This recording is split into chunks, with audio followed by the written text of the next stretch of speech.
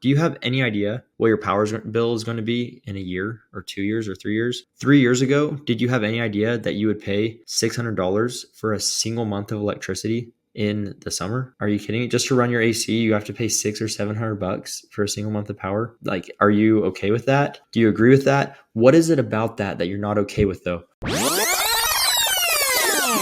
So how do we get our prospects to open up emotionally and tell us what they actually want to change about their situation? Because a lot of people are just like, yep, tell me about solar. What does it do?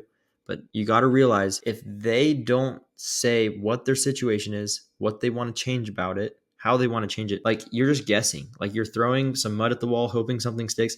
You have no idea what they are wanting, but you can literally ask them, hey, what do you want? What is your situation? What do you want to change about it? How do you want it to change? Okay, I can do that for you. And then you can frame your solution in a way that they literally just said they wanted. And so there's no reason for them not to do it. And this is how we find out what they want so that we can offer something that'll help them. Now, in these last videos, we just talked about connecting, letting them talk about what's on their mind, really like focusing on them, coming from a place of detachment. And then in this last video, we just talked about their situation and we talk about how much power they use, how much it's costing them, how much they're going to use, how much the power cost them in the past, how much it's going to cost them in the future. And now we start to get into their emotional situation, which leads into the problem. The emotional situation is, what's your situation as far as your control over what you pay for power? Do you have any idea what your power bill is going to be in a year or 2 years or 3 years? 3 years ago, did you have any idea that you would pay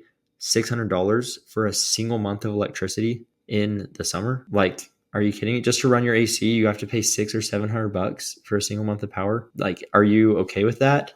Probe, clarify. Do you agree with that? What is it about that you're not okay with though? A big part of probing and clarifying is learning to ask why without saying why, and leading them to feel this need to clarify or explain more about what they just said.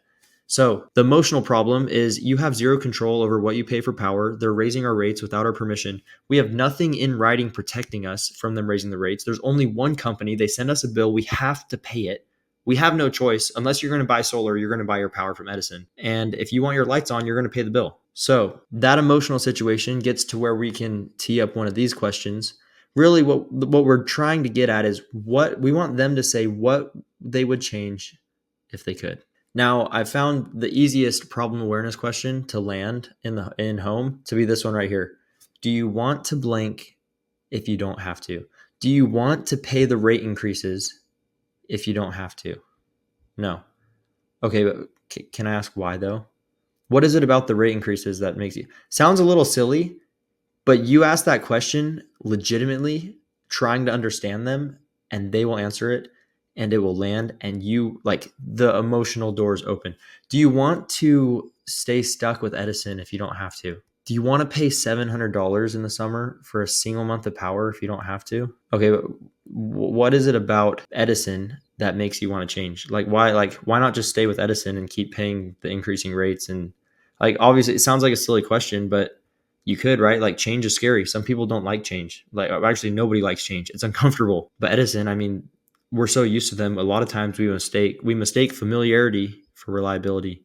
And Edison, nothing's reliable. Sure, they bring you power consistently, but as far as what you pay for that electricity, is there anything reliable or consistent with what they charge us for power other than it's a lot? We have the highest electric rates in the nation.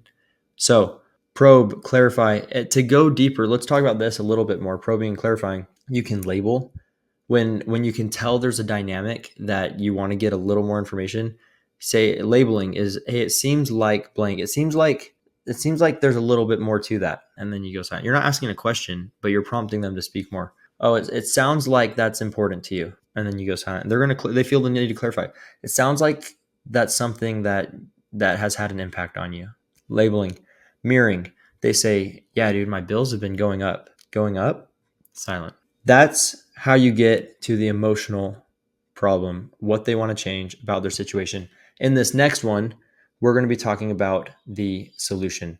How do we get them to say what the solution is? Even though we're the ones pitching solar, how do we get them to say what they want to change about their situation and how they want it to change so that when we frame our offer, we frame it in a way that they literally just told us that's how they want it.